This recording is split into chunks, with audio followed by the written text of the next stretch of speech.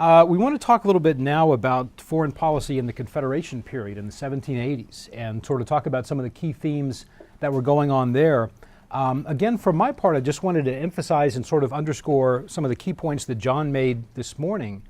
One of those, I think, is sort of the skill of the American diplomats in negotiating the Treaty of 1783, because what they, I think, really had to do in sort of a broader geopolitical sense, if you will, having fought with the French during the war, having depended crucially on their being an ally and on their companionship during the war, during the negotiation, the Americans had to look ahead to the future and had to think about what the post-war world might look like and consider, for example, the most important trading partner that the U.S. had.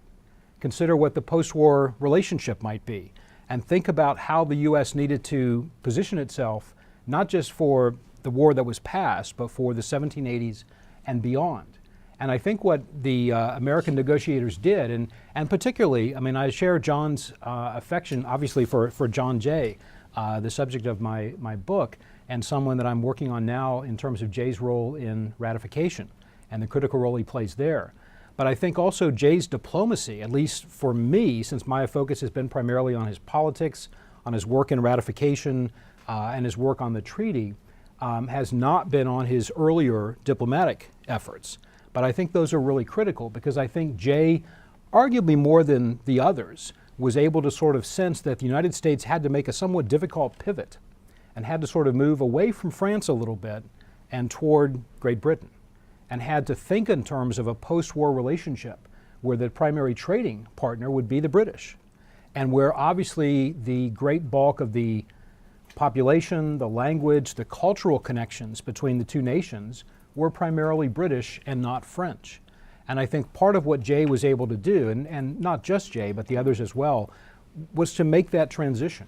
It's really a very significant and very difficult piece of diplomacy to be able to not turn your back on your ally in France, but to already anticipate that the nation you just fought and just achieved independence from is in fact likely going to be your most important ally, your most important trading partner, the nation that you cannot get into a war with, and the nation that the U.S. is now going to have to carve out a new relationship with, post-war, post-colonial in a sense. And so I think in that sense that Jay's diplomacy and the American diplomacy at the end of the war is really critical. And I think that leads into a number of things about ratification that I wanted to suggest as well. I noticed that one of the books you've gotten is Jonathan Dahl's book on the American Revolution. For a long time, Dahl was sort of one of the relatively few people working in early national diplomacy. I mean, obviously there have been others certainly, and some big names, but Dahl was one of the relatively few people working for much of the 70s and 80s, I think, on some of this. And I once heard Dahl at a conference where he talked about how every time I write something new, I end up revising myself, because there's so little scholarship done, he thought, on that period, that every time he came up with a new idea, the historian he was revising was actually something he had written previously. But one of the points that Dahl has made, I think, about the peace settlement and the Confederation that I think is worth thinking about is the sense that in many ways it was not, the Peace Treaty of 1783 was a very favorable settlement for the United States. But that did not come about because of any strong, any great American strength. It was not brought about because the U.S. was in a dominant position. It was not brought about because the U.S. could sit down and dictate terms to anyone else, despite having won the war. In many ways, and I think Dahl notes this in this book, and elsewhere he's written as well, is that in many ways it was dependent on the particular dynamics and the very fluid dynamics of the negotiations themselves, of the fact that you had England and France and Spain sort of off in the background, not too far. You've got these three great European nations, all with interest, all self-motivated, all with particular goals that they had in terms of thinking about a post-Revolutionary War world, and particularly post-Revolutionary War North America. And in many ways, the confluence of those different interests, of those European nation states, meant that in many ways what they were willing to forego, thinking in terms of how our move affects the French and the Americans, or if you're the French, how our moves affect the Americans and the British, by trying to I guess we might say, triangulate or quadrupulate or whatever that might be, all the different angles in play, in many ways the Americans benefited from that. So it was in some ways a great achievement, but it was one that came without any particular great strength, I think, that the Americans may have had. Now, the other thing about the treaty, of course, is that even when the war was over, even once the treaty was signed, and in fact, many ways because of the difficulties that we've talked about, the United States in the 1780s, during the Confederation period, was in a very difficult environment. They're clearly being sort of buffeted in this power play between three European powers. And the United States, in terms of military strength, financial strength, even population in many ways, is simply not able to compete on a level playing field with those other nations. So in many ways, in the Confederation, the U.S. is always, in a sense, trying to carve out a role for itself in dealing with three European nations, all of whom have some kind of presence in North America, and clearly all of whom have a real interest in what's going on in North America. And so in that dynamic, the United States is always sort of looking toward Europe and thinking about the Europeans and considering calculations. What are the French doing? What are the British doing? What are the Spanish doing? What could they do to us? What might we gain in a relationship or some sort of treaty with them? And so I think in many ways, one of the first things to think about with diplomacy and foreign policy in the Confederation period is that the United States is, if not at the mercy of these European nations, then at least they really don't have a free hand. They're not able to simply say, here's what we want to do, it's our continent, we'll take charge of it, we'll make the policy decisions. They're always sort of thinking and calculating, and their moves are being affected very much by the power, I guess we call it the asymmetry of power relationships between the United States and these European nations on the North American continent.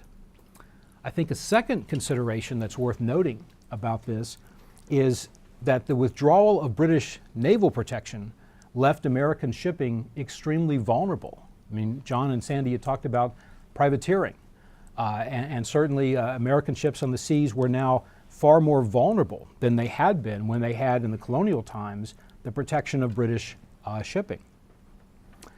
A third great problem is, of course, the lack of power that Congress had to set a single policy and to compel the states then to follow.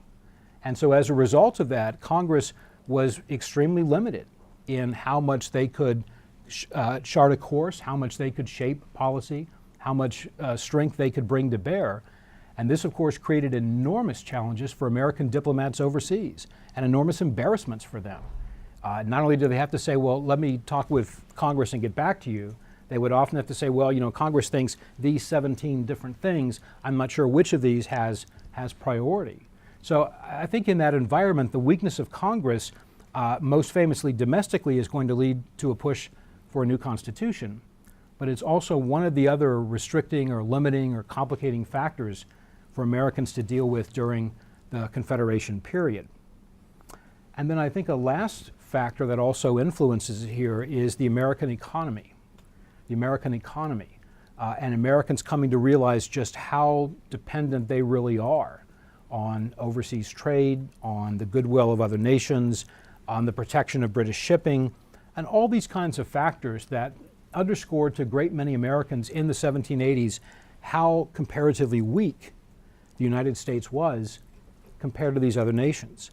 And that could be a very hard reality to face, particularly coming off, again, a peace treaty, as I said, that was very favorable, but that really didn't result from any particular strength that Americans necessarily had.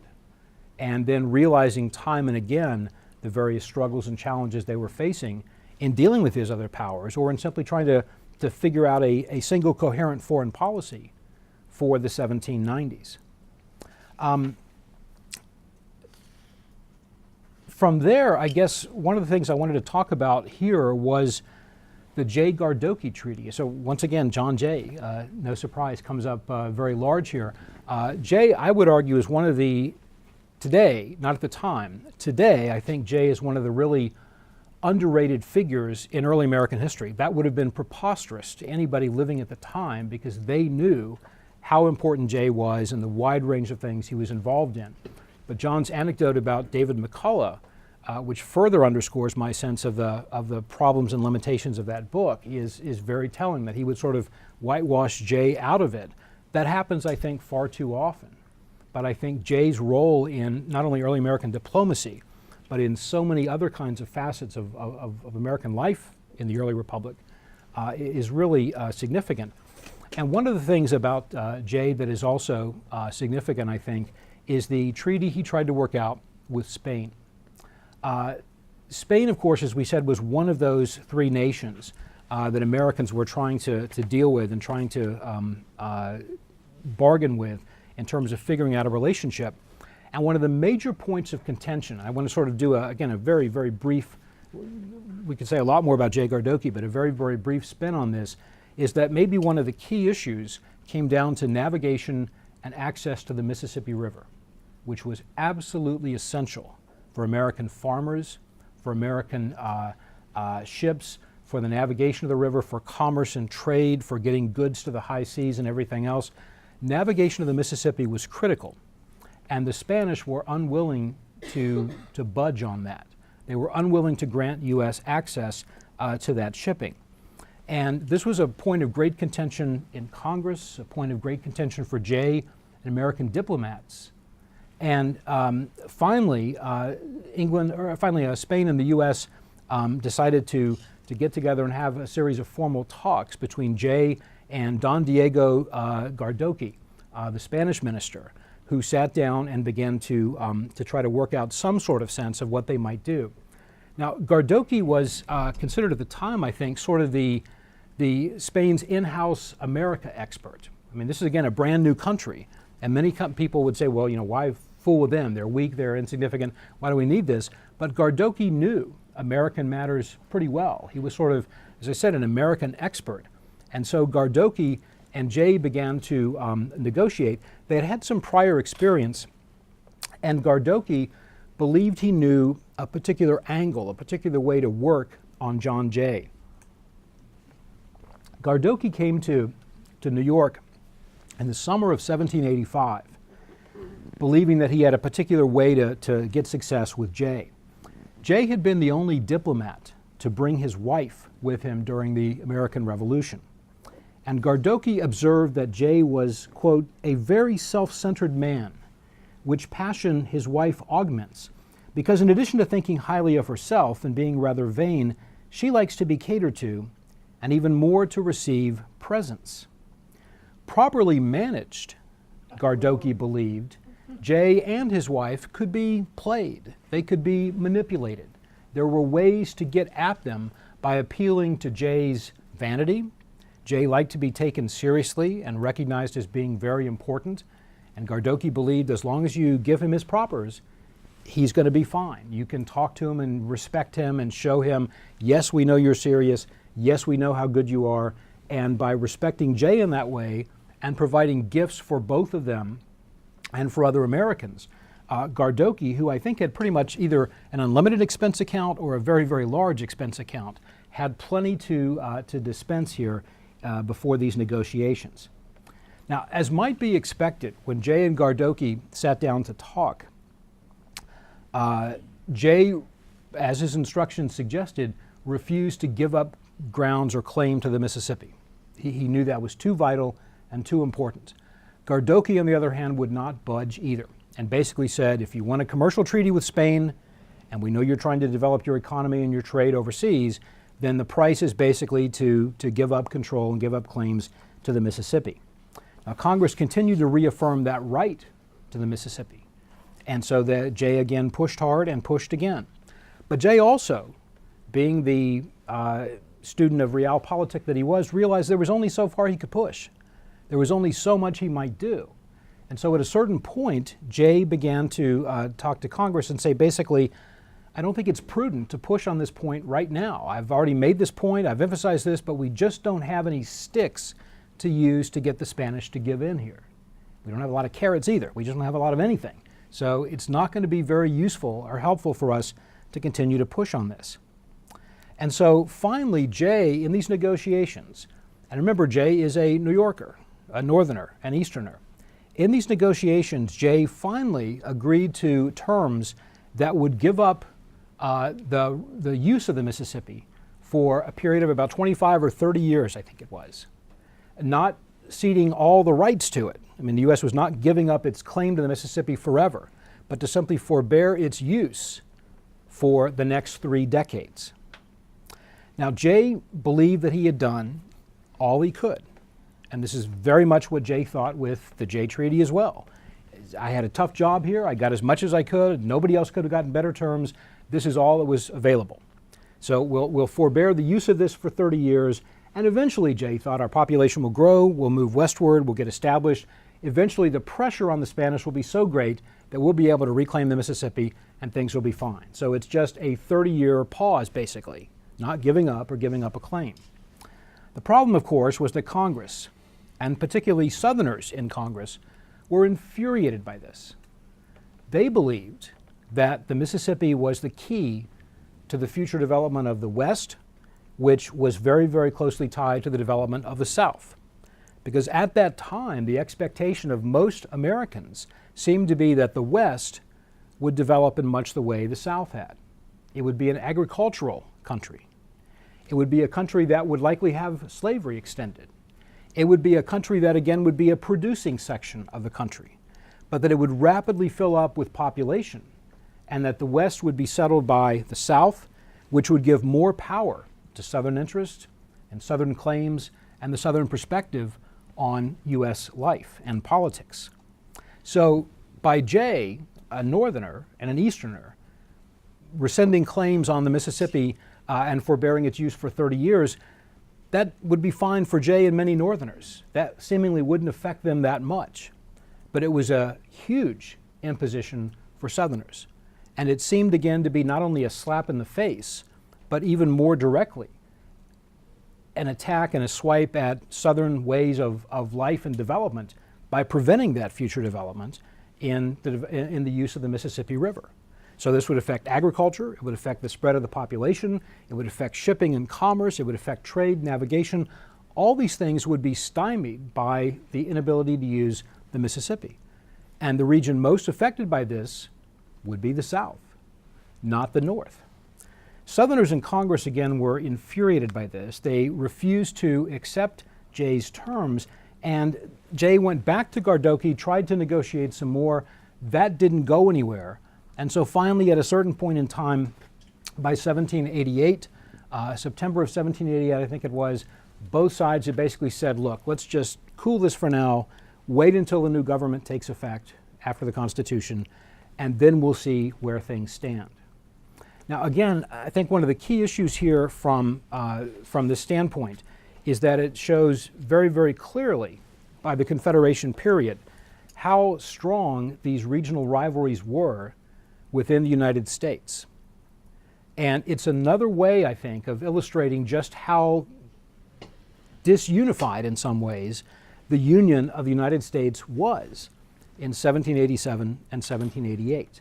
For all the talk about Union, for all the emphasis on Union, for all of the Federalist essays that Jay and Hamilton wrote, talking about Union, talking about its benefits, calling on Americans to be unified and act unified and be part of this important Union, for all of that, that was in some ways a prescriptive kind of call rather than descriptive, because there were lots of ways, I think, in which the American Union was, it's an exaggeration to call it a fiction, because it's not quite that, but it's also not particularly tied together yet.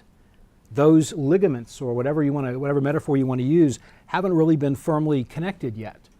And I think these regional tensions are part of the illustration of how that disunion came into play.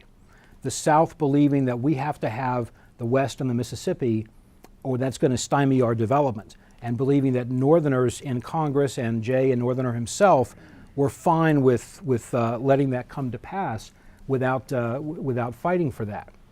And I think these regional tensions and suspicions, again, didn't go away. The J. Gardocki attempt at renegotiations did sort of did recede. However, the tensions between the South and the North and the East and West, those continued. And it's one of the other reasons why in the early 1790s, when Alexander Hamilton began to release a series of great reports on funding and assumption, on the National Bank, and on manufacturing, all of those were policies that seemed to many Americans to be favoring the North and the East over the interest of the South and the West.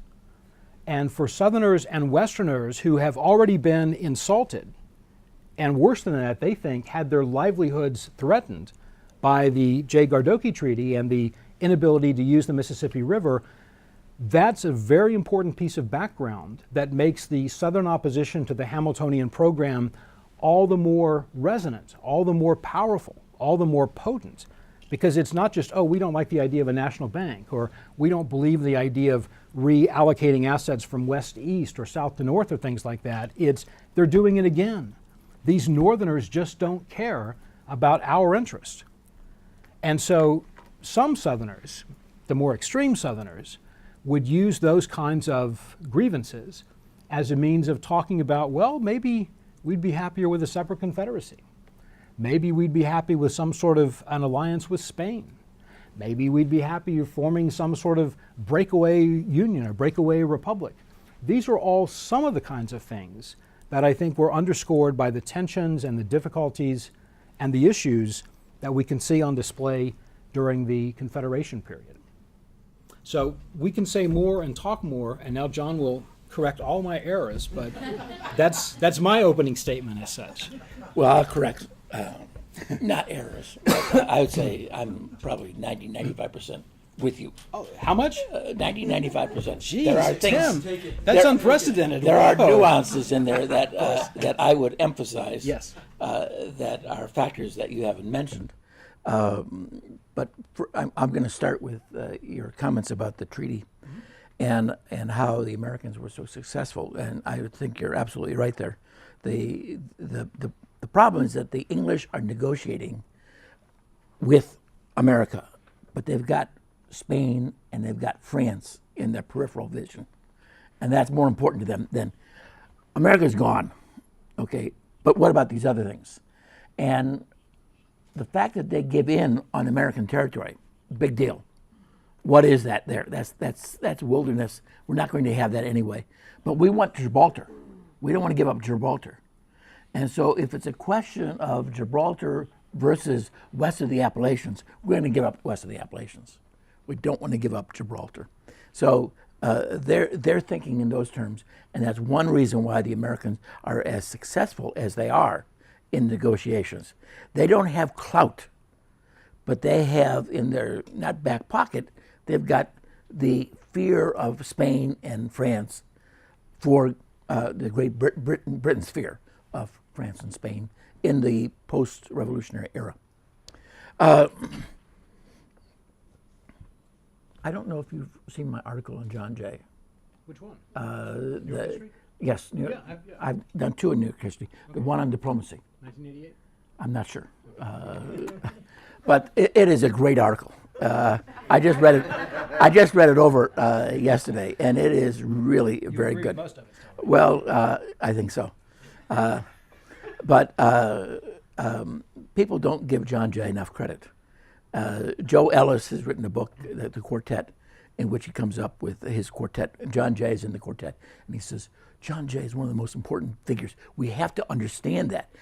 People didn't understand that before. Well, that's true. Most people didn't, but there are a goodly number of historians who always knew John Jay was very important. I have my 5 most important men of the Revolutionary era. That is adults at the time. I'm not talking about the kids. That's Alexander Hamilton and James Madison. They're too young at the beginning. But the most important men, George Washington, John Adams, Thomas Jefferson, Benjamin Franklin, and number 5, John Jay. John Jay is in that pantheon of great leaders at the time. And he becomes the most important government figure in post-war America. He's the second most popular man in America. Obviously, the first is George Washington.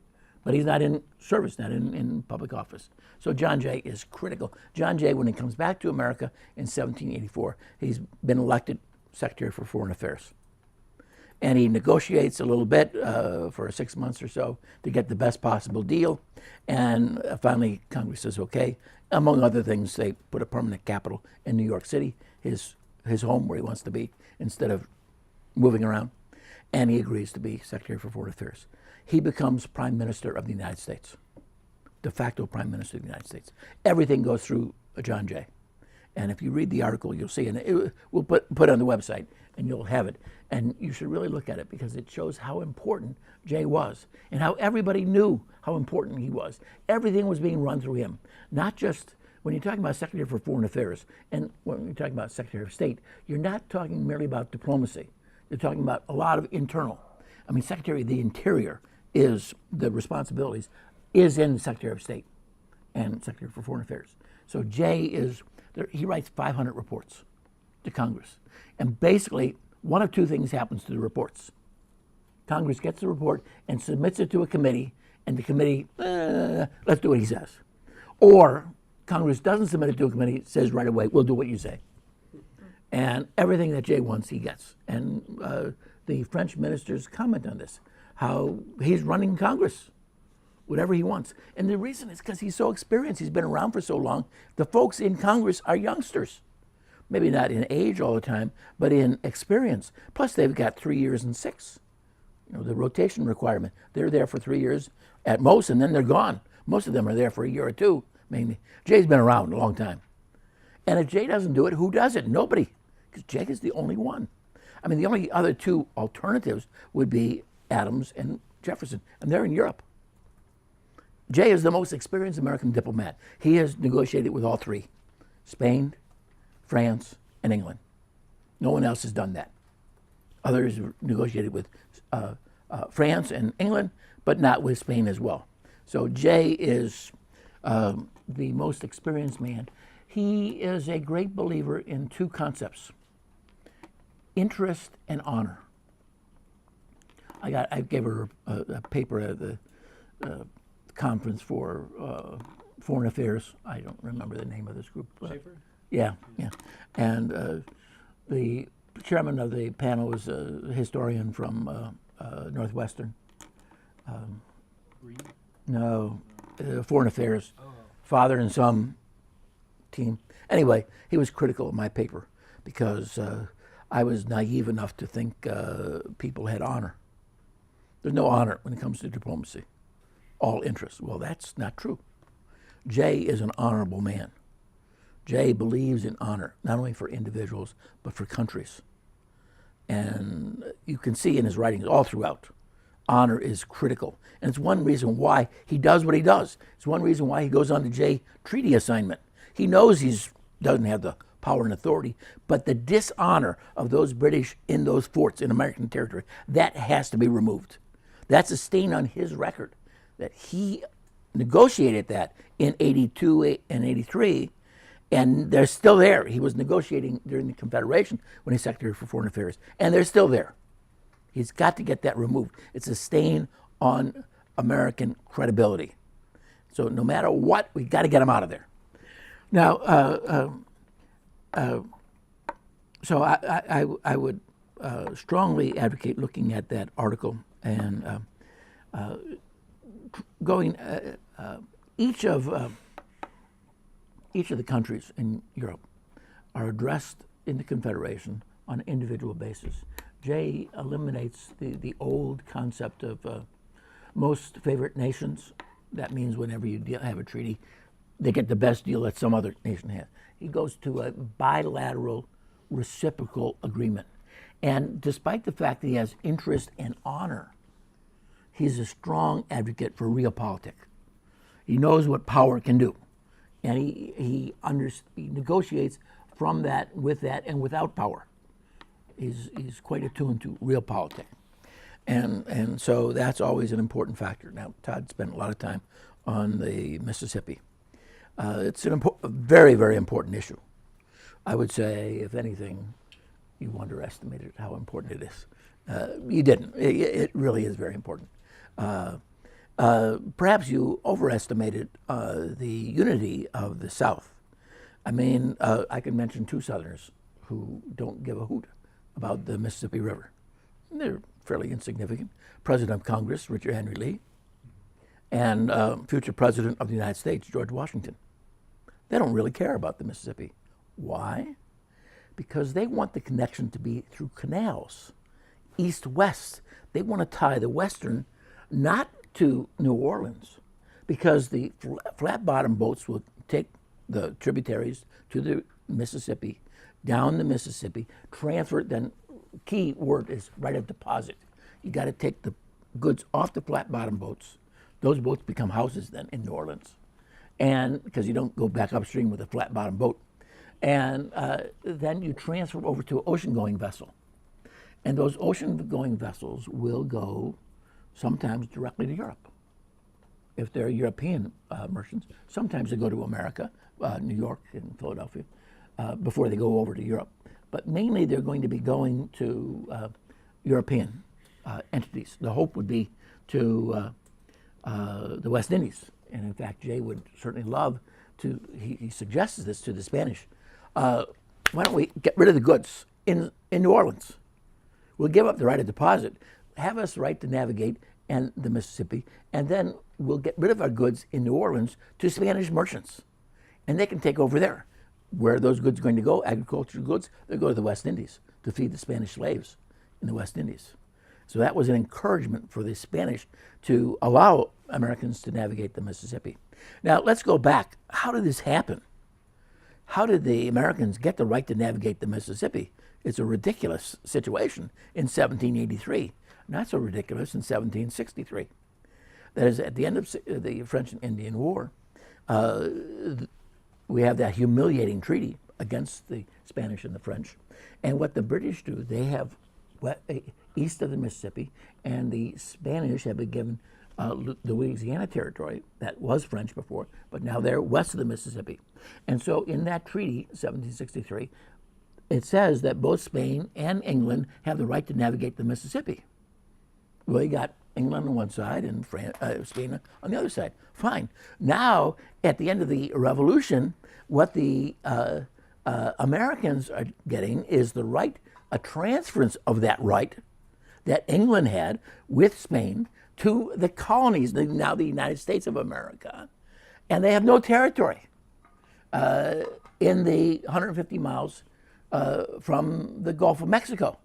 And so the Spanish government cannot prohibit the Americans from navigating the Mississippi all the way from its source down to Natchez or so, let's say. But when the Spanish have control of the east and the west banks of the Mississippi, that's when the Spanish say, no, you can't navigate there. And so the Spanish say, how in the world does the British give you in the treaty the right to navigate the Mississippi River? They don't have any say. They're not in control of the east bank of the Mississippi, north of the West Florida, and certainly not in West Florida. They have no right to give. So that's a ridiculous provision of the Treaty of Peace of 1783. So that's the Spanish position. Now, Jay gets appointed, as I mentioned earlier, as our minister to Spain in 1779. He goes over there and there for 2.5 years and gets nothing. He's trying to negotiate money, loans and gifts and supplies, and a treaty that would recognize the United States as an independent country. He gets very little of that. He does get some money and some supplies. But the sticking point is, again, the Mississippi. They won't give up, the Spanish won't give up the right to navigate the Mississippi River. They want the Americans out of there. They want to protect their money pot there, their colonies, where all that money is in Mexico, and the trade out of there. They want the Gulf of Mexico as their sphere of influence. And so they say, we're not going to give you anything until you agree to forego the right to navigate the Mississippi. Congress approves that. James Madison sends a letter to Jay saying, we have approved giving up the right to navigate the Mississippi River. Tell the Spanish. Now Jay says, no, I'm not going to do that. And the Spanish, who have opened up the letters and they read everything, they know Congress has given up the right to navigate the Mississippi River. And they're waiting to hear that officially from Jay. And Jay won't say it. He keeps on delaying. I haven't heard yet from him. I don't know. They know he has been given permission to give up the Mississippi. But they can't say that because it would then be officially saying, we've opened up your mail. We know what's going on. And they keep on pressuring Jay. Come on. He keeps saying, I don't know. They haven't told me. I don't know. Jay plays dumb a lot for negotiation. He plays reserve, keeps his cool, and plays dumb when it's necessary. And he writes back and he says, I realized giving up the right to navigate the Mississippi River. When I sign that, when I do that, I guarantee war between Spain and America. And I won't do it. I won't do it. And so he tries to do these other things, as I said, convince the Spanish to take over the goods when they get to New Orleans. Now, one of the little nuances here that I would plug in with Todd is that there, and he did mention this toward the end, in the 1790s, but it's true in the 1780s, the possibility of separate confederacies and the fact that the British are negotiating, trying to get Americans to come up and settle, both in Canada and in American territory, occupied by the British. And the Spanish are thinking about, okay, all these settlers are coming out west here. Maybe we can get them to ally with Spain and break away from the United States. I mean, they did that with the Texans. Look what happened to them with Mexico. And so they're fearful of the greedy Americans. They understand how land hungry the Americans are. And so they're worried about that. But Washington and Lee and other Southerners want that trade to go from west to east. They want to develop canals, get around the Great Falls. Do you know the fall line? You know what the fall line is? It's a key word in American settlement. The fall line is that imaginary line, like in the Proclamation line of 1763, it's the crest of the Appalachians. So it's the imaginary line that connects all of the rapids from which a river can no longer be navigable. So it's as far westward as a river can be navigated before the falls occur. And so what they want to do is to get around the falls through canals. And Washington's very big in that. With the James River Company and the Potomac Company developing those.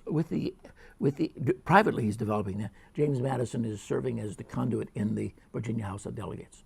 And they're pretty successful at doing this. And so this is the way to tie the west to the east. And the Spanish are at this time thinking about trying to break away those settlements and ally them with the Spanish government. And bribery is taking place here. I mean, Todd refers to the way to get to Jay is through Mrs. J, and that's to a certain extent true, but the Spanish are bribing everybody. They give Washington a couple of jackasses, very, very sturdy jackasses, for Washington to breed. And other things like that, stallions are being given, so the Spanish are trying to bribe a lot of people. Not too many are, others accept it, but not too many act upon it and commit sort of treason in a way and side over with the Spanish. James Wilkinson is one of those who does buy into the Spanish, but he's adroit enough to be able to avoid total condemnation by the Americans for doing such a thing. Now, one of the consequences of the J. Gardocki negotiations, when it falls through, there's two major consequences, I would say. One is that in August of 1786, there are 7 amendments to the Articles of Confederation that have been proposed that will make the Articles viable, that will make this a proper American parliamentary system of government. I presented this once at a conference where we had 5 people presenting 5 minutes, and then 10 minutes, and then those 5 people would criticize someone in 5 minutes. And Pauline Mayer was my critic, and she criticized me. Pauline and I were great friends. And in fact, on her deathbed, I was asked to write to her. I mean, she was dying of cancer, and they wanted to keep that secret from everybody and wanted not to let anybody know and to keep her privacy. And I got an email saying, Pauline understands she's dying. She would like to hear from you before she dies. And I wrote to her. And I hope she got it before she died. But she criticized me I didn't understand parliamentary system of government. Parliamentary system of government is British parliamentary system of government. No, that's not the only parliamentary system of government, which means that the prime minister and all the ministers are members of parliament. That's not true in America. Now, Sandy mentioned very briefly some things that let me fly over some things that I would have maybe spent more time on. One of those is the creation of departments under the articles. At first, there were committees. Sandy mentioned the secret committee, and then it was made into a permanent committee. These are members of Congress there, and they're so busy. I mean, men like Gouverneur Morris and Jay and Jefferson, I mean, they're involved in 10, 15 Adams committees, busy all the time.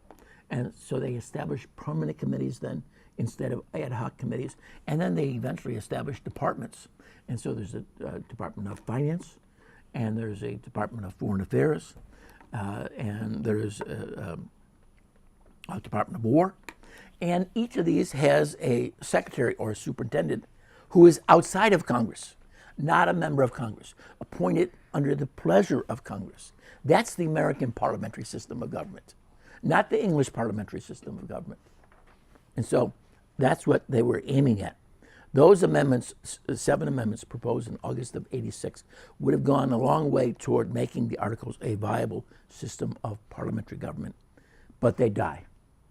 The opponents of J. Gardocki in Congress kill those amendments. They don't go out to the states. So that's the first victim of J. Gardocki. The second victim, if you want to call it a victim, is what they do in the Constitutional Convention. That's why it takes 2/3 vote of the Senate to confirm treaties, so that J. Gardocki will not take place.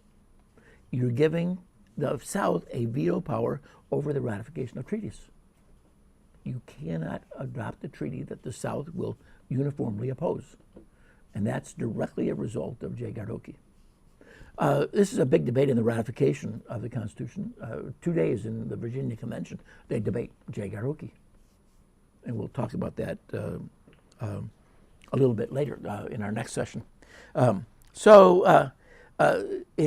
looking at what Jay has to do, the Junta book here, I convinced the publisher as sort of a consultant to this book that they ought to look at the post-revolution in this bilateral situation. America and Great Britain, America and Spain, America and France, America and the Dutch, and others, and the Barbary states. And so that's the kind of relationship that Jay has, and he's pursuing those. I think Todd just alluded briefly to the Barbary states, and Sandy mentioned those too. The Barbary states, first Morocco seizes the ship Betsy in 1785. And through the auspices of the Spanish government, there's a treaty that's signed with the Moroccans, and the ship is released. The captives are released too. But then the next year, the Algerines capture 2 ships, and they enslave, 15, 20 men. Ships are not, you're not talking hundreds of men, but they're slaves. And they're in slavery until 1795, 1796. So when the Iranians captured our folks, our diplomats, our staff members under the Carter administration. That was not the first time. It had been done previously, and it was a long time freeing them. We have 3 points of view. Jefferson says we ought to go to war. We can beat the pants off of them. They're so insignificant, and we can flex our muscles. And it's a good opportunity for us. Jay, with honor and dignity, we should fight them for that purpose, to defend our honor. John Adams says, no, we can't defeat them. We'll capture a ship, we'll capture a town. They don't care about their people, they don't care about their towns, and they'll continue to fight. We've got our ships, maybe. Remember, America sold its last frigate in 1785, so there's no Navy. But Adams says we can go and defeat them here and there, but never defeat them. It's cheaper to pay them off. We should pay them off. And nothing happens then. We don't do anything. We send diplomats there, but nothing happens. It's interesting and ironic, maybe, that when it's finally settled in the mid-'90s, the treaty with the Algerines, it's the peaceable John Adams who has peace with France instead of going to war in 1798-99. And the dove Jefferson, he doesn't want to go to war, but does want the dove Jefferson does want to go to war in '86. He wants to go to war later on also, but when the treaty is eventually consummated, it's the hawk Alexander Hamilton who agrees, let's come up with 40 grand and we'll pay off them. It's cheaper to do that. And so the hawk settles peacefully, whereas the dove, Jefferson, would like to go to war to settle this Barbary dispute with the Algerines. So that's an interesting juxtaposition that's there. But what we see is that each of these countries have their issues that are raised with the United States, and it's tough for Jay to negotiate. He doesn't have much clout, and there's no uniformity that's there, either in domestic policy or foreign policy, and so it's very difficult for him. Although he does a fairly credible job, and I think maybe I'll end at that point. But certainly recommending look at that article, and you see how important John Jay was in diplomatic areas. So we'd like to open up for questions from you. Yes, Todd, it goes back to with the southern complaints about the lack of navigation rights of the Mississippi. Did they have existing treaties with the Indian tribes that were between them and the Mississippi at that time? And the follow-up question would be, so is it tacitly they know that they're just going to ignore the treaties that they may have with the Indian tribes? Yeah, I don't know if they do or not. I mean, I think they've clearly had to figure out how to negotiate and navigate that. Whether it's formally and legally or not, I don't know. Maybe John does, but I mean, I think that's part of the whole complexion of what makes this a complicated issue, because it's not just empty space and land. David was talking about ungoverned space this morning, and it's ungoverned from a United States standpoint, but it's clearly not uninhabited. So I mean, this is part of the issue there as well. And the hope is, I think, again, for many Southerners, is that the faster the western areas can be populated by white settlers, then the numeric advantage they would have over native tribes would be enough to further disperse them or crush them if they had to. But if you can't do that, then you have an ongoing native presence there that's very problematic for Southerners in all kinds of ways as well. So I think that's part of that issue that makes that Southern and Western considerations that we talked about so critical. Well, it's more important than the actual navigation of the Mississippi. The actual goods, how many goods we're talking about? Not that much at that time. There is a vast movement westward, and their settlements are along the Ohio River, Marietta being founded, mainly by New Englanders going there. But there's not a whole lot of goods ready. What's more important in the mid-'80s is psychological future, and the fact that you're giving up America's birthright. You're giving up a constitutional usage right that you shouldn't be doing, and so that's far more important than the actual money that's there. And so, as far as the Indian tribes, the Native Americans there are various treaties that are there guaranteeing them their land, but not so much there. They're further east yet. They're not really by the Mississippi. And so when the Americans are sending their goods, if they are going down flat-bottom boats, they're not much in contact with the Indians. Every once in a while, you'll see a letter in the newspaper saying a report of somebody's been attacked. But there are regular depredations by the Indians on Americans, but it's not widespread, except in certain areas like in Tennessee and in Kentucky. And these are more eastern of those two districts rather than toward the Mississippi. Yes. I just needed to clarify because apparently I zoned out. Consequences of negotiations between Jay and Gardocki. One of them is the 7 amendments that don't make it into the Articles of Confederation, which was the problem. Seven amendments that have been proposed in Congress, and they would be Article 14, 15, 16, added on to the 13 articles already there. They never get out of Congress to be considered. And we have them on our website. And then the second part was. One of them, by the way, is ratification of amendments not by unanimity, which would get rid of that problem. And then the second thing was the 2/3 votes on treaties.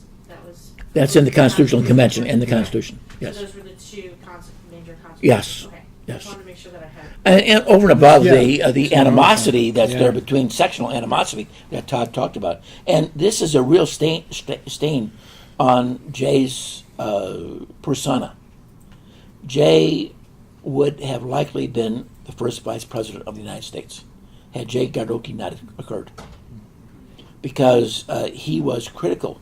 In fact, Madison reports on a meeting between Jay, Secretary for Foreign Affairs, Prime Minister of the United States, with President Washington, in which Washington says, what do you want?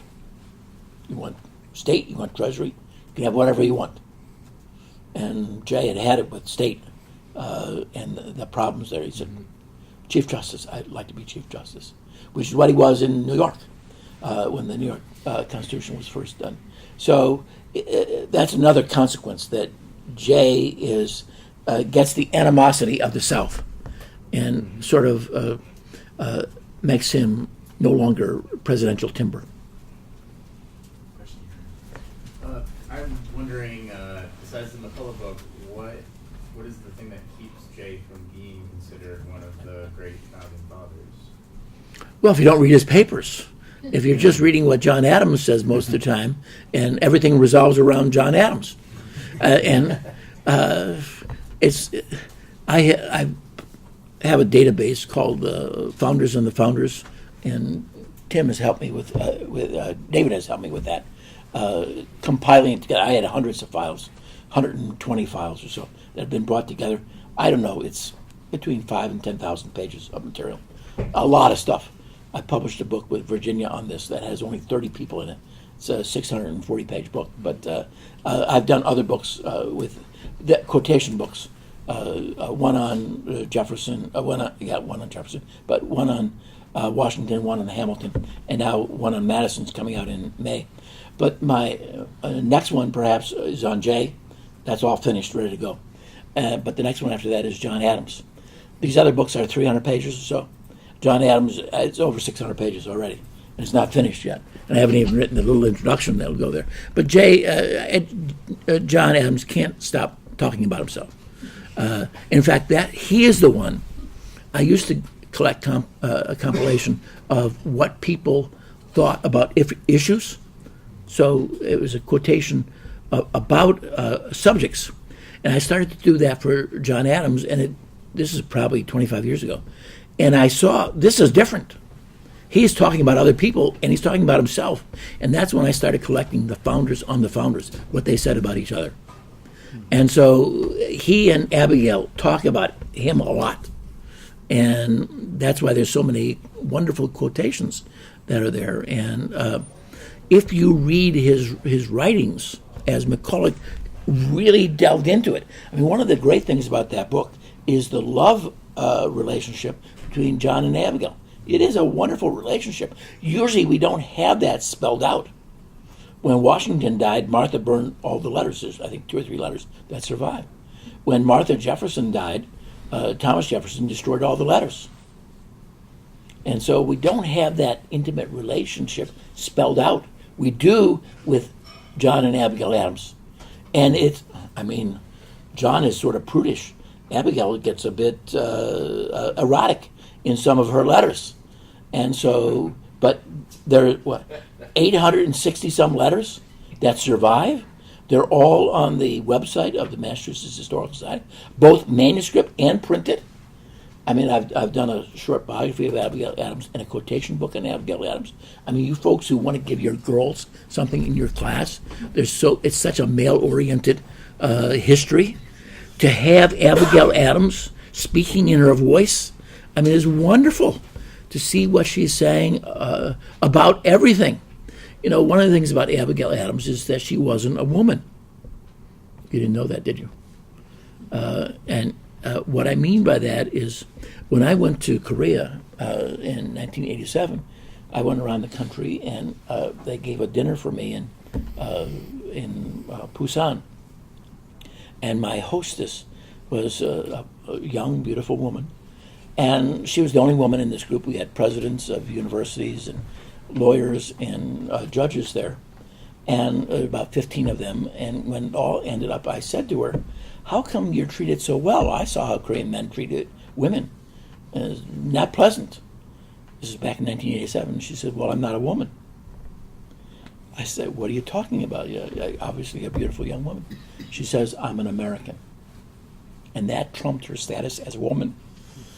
Abigail Adams was not a woman. She was Abigail Adams. She was at first the wife of John Adams, but she rose above that. She was Abigail Adams. Just as O.J. Simpson wasn't black before the murder and the trial. He was O.J. Simpson.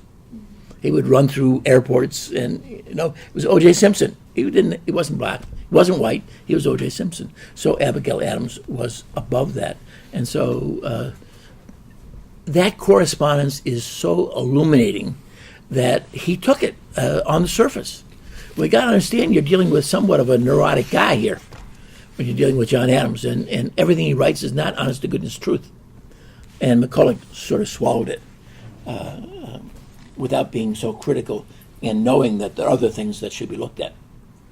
I had a question about the fear of breakaway republics in the Transatlantic. Was there a conscious effort in the Confederation that Europe displayed towards wedging the Transatlantic between the Transatlantic and the United States? Did they consciously delve into that? Well, that was always the fear, right? I mean, the Sure. fear was that any of the several European nations could deliberately, if they wanted to undermine the United States, sow disunion, create some sort of disunity, and foster these breakaway republics. So Was that that fear based on anything that diplomatically was going on amongst the European nations, or was that just kind of this overall pervasive fear? That was Europe. That was Yeah. what was going on in Europe, the spheres of influence in different countries. Washington, in his farewell letter to the states in June of 1783, he talks about the unity, the importance of the Union, and he says that otherwise, if we break apart, we'll be the sport of European intrigue. yeah. And to go along with Tim's thing, this is something that's sticking in the back of my mind. On the Northwest Ordinance, wasn't there, it provides this mechanism for coming into the states as Absolutely. states. But wasn't there discussion of having that Northwest territories as almost a colonial relationship? But the fear was if they did that they would go to France or they would go to England if they didn't Sure. do that. And Tim, I think it goes along with what you're saying. That would be the easy wedge if they were going to make the Northwest Ordinance subordinate, that they would easily break away and become Spanish or. Well, there are 6 separatist movements going on in the Confederation period of time. 6 different states have separatist movements. So Tennessee from North Carolina, Kentucky from Virginia, Maine from Massachusetts, Vermont from New York, the Wyoming Valley Settlement in Pennsylvania, from Pennsylvania. And there's a Confederation trial that takes place, a commission that says that's Pennsylvania territory, whereupon the Connecticut settlers declare their independence, whereupon the Pennsylvanians call out the militia, and you got civil war going on. And so there's a lot of this going on. Peter Onuf, his first book, was on this divisiveness of republics, and although he doesn't mention Vermont in that book, but he does a pretty credible job showing the danger of these separatist movements and what they might do. I mean, certainly there is the danger of having treaties with different countries. And so maybe Kentucky and Tennessee might ally with Spain, whereas some areas in the Northwest Territory might ally with Great Britain. I mean, remember, the rivers in New York flow northward. The Richelieu River flows northward to Montreal and then on the St. Lawrence.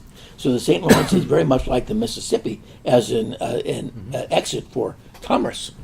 And it's why the Vermonters many of them would rather go with Canada than with the United States. And in fact, they got leeway. The British restrictions on American trade did not apply to goods shipped to Montreal.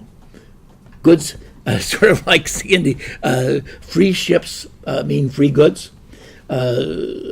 Goods in Montreal means free goods. They're not American goods. They're now English goods because they got to Montreal.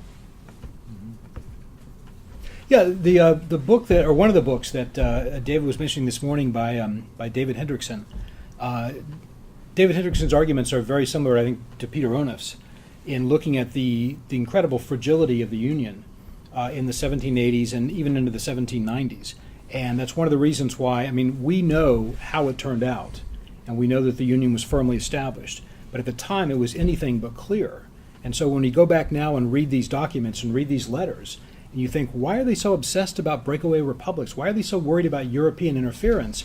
Those were incredibly real fears, because there was a very great chance of those things happening, and they would be so easy to do as well. And to be able to, turn a few people, like a Wilkinson or someone else, inside the U.S. to betray the cause, those were great fears. And I think one of the things that Hendrickson does very, very nicely is to talk about, I think one of his books is called Peace Pact, if I remember correctly. Basically a peace pact between these different, almost like nation states in some ways within the U.S. So that business about nation and empire, and those are all very critical questions at the time. Again, we know how it turned out, but at the time it was incredibly tenuous, and there was a great deal of fear all across the way. That's one of the reasons why so many, particularly the first half of the Federalist essays, are about union. And even the ones that aren't about union, I would argue, are actually about union in some ways, because that's such a pervasive theme, and it's so pervasive because the fear is so pervasive of it all crumbling. Because That's not true, because we know in 1763 there could be nothing that would endanger the British Empire. Yeah, that's right. Nothing could endanger the British Empire permanent, in yes. 1763. And therefore, in 1783, these Americans, they know what happened 20 years before, Yeah. and that could happen again. And so, yes, the tenuousness never of the knows Union, again. unbelievable, that was there. And Lincoln inherited that principle from the Founding Fathers. And it's one reason why he was so adamant on preserving the Union. He understood the danger of what disunity meant. It meant the balkanization of America like the Europeans were, which meant standing armies, which meant high taxation, and war between neighboring countries. And you don't want that.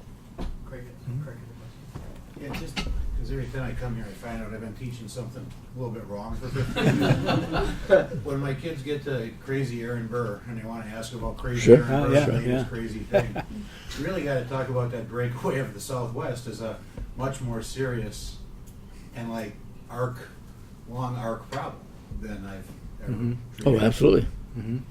I mean, Burr, there's, I don't know how in the world John Marshall took the noose around his neck.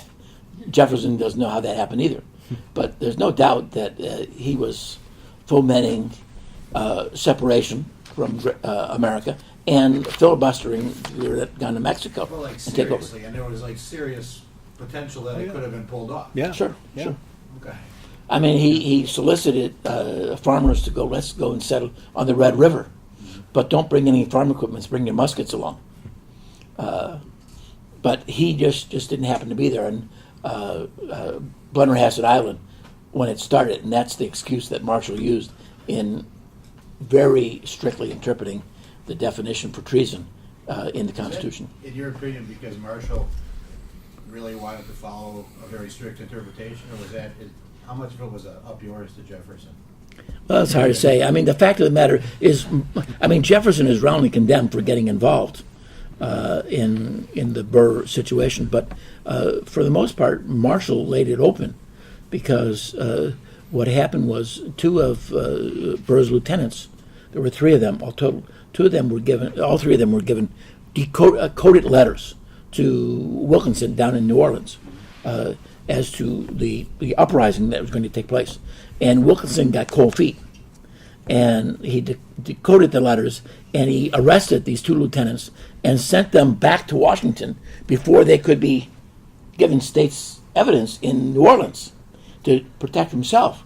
And so these two lieutenants in Washington, D.C., their lawyers sue for writ of habeas corpus, and Marshall says, okay, it's good, they can have this, broadly interpreting treason. And he says they should stay in jail, that the government is okay. He doesn't want to give habeas corpus. So that opens up the door for Jefferson, saying Marshall's going to have a very broad interpretation of treason.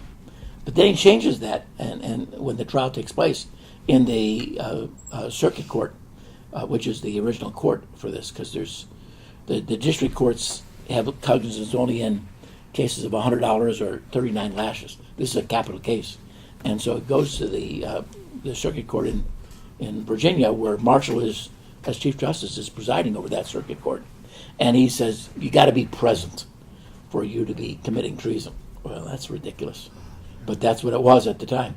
That is, you can't be 150 miles away and be conspiring and be guilty of treason. You got to be on the scene.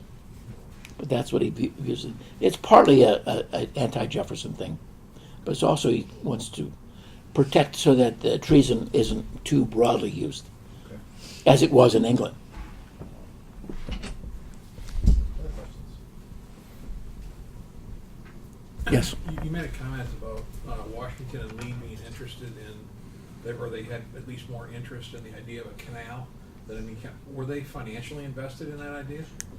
Well, that's a good point to make. Washington land, right? Well, he had land certainly there, but Washington was given 50 shares of the Potomac Company, and it was a very embarrassing thing for him.